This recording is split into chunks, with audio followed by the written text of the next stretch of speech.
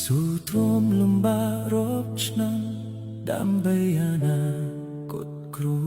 សាររំប្រលឹមភ្ញាក់ឡើងប្រញាប់ប្រញាល់ធ្វើការយើសហោស្រោចកាយយើហត់នឿយយ៉ាងណាទ្រាំទៅហូបតែបាយប្រអប់សម្រាប់បំតិចនៅក្បែរផ្លូវសងខិនថ្ងៃមួយរស់នៅ